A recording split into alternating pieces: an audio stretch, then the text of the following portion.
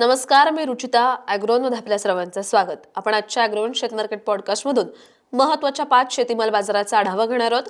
आज आपण सोयाबीन, कापूस, बटाटा, ज्वारी आणि मटार बाजाराची माहिती घेणार आहोत. सोयाबीनच्या दरात मागील आठवडाभरात काहीसे चढ उतार पाहायला मिळाले. गेल्या आठवडाभर प्रक्रिया प्लांटचे दर 4,650 ते 4,800 रुपयांच्या दरम्यान राहिले, तर बाजार समित्यांमधील भाव 4,000 ते 4,400 रुपयांच्या दरम्यान होते. बाजारातील सोयाबीनची आवक अपवाद वगळता सरासरीच राहिले.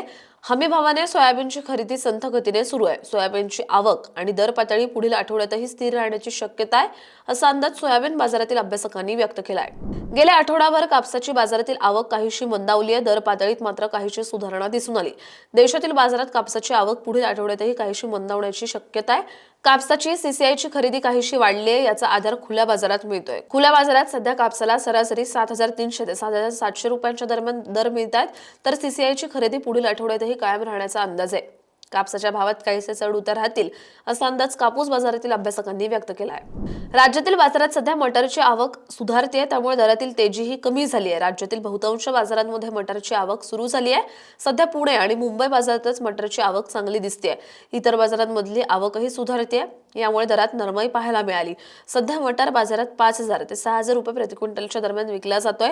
मटारची आवक पुढील काळात आणखी सुधारण्याची शक्यता आहे, त्यामुळे मटारच्या दरातही चढ उतार राहतील, असा अंदाज भाजीपाला बाजारातील व्यापाऱ्यांनी व्यक्त केला आहे. राज्यातील बाजारात सध्या बटाटा आवक चांगली सुरू आहे. राज्यात बटाटा उत्पादन काही मोजक्याच भागांमध्ये होतं. जास्त बटाटा पश्चिम बंगाल, उत्तर प्रदेशसह उत्तर राज्यांमधून येत असतो, त्यामुळे राज्यातील मोठ्या बाजार समित्यांमध्येच बटाटा आवक जास्त दिसते. मुंबई, पुणे, नागपूर अशा बाजारांमध्ये आवक जास्त आहे, तर सध्या बटाटा गुणवत्तेनुसार बाजारात 1,400 ते 1,700 रुपये प्रति क्विंटलच्या दरम्यान विकला जातोय. बटाटा आवक पुढील काही आठवडे टिकून राहण्याची शक्यता आहे, त्यामुळे दरातही काहीसे चढ उतार वगळता फारसा बदल दिसण्याची शक्यता कमीच आहे, असा अंदाज भाजीपाला बाजारातील अभ्यासकांनी व्यक्त केलाय. राज्यातील बाजारात ज्वारीचे दर टिकून आहेत. खरीपातील ज्वारीची बाजारात आवक वाढल्याने दर नरमलेत, मात्र रब्बी ज्वारीचे दर स्थिर आहेत. त्यातही मालदांडी ज्वारी चांगलाच भाव खातीये. रब्बी ज्वारीला सरासरी 2,800 ते 3,000 रुपये दर मिळतोय, तर मालदांडी ज्वारी 4,000 ते 5,000च्या दरम्यान विकली जाते. तर खरीपातील ज्वारीचे भाव गुणवत्तेनुसार सरासरी 1,700 ते 2,100 रुपयांपर्यंत आहेत.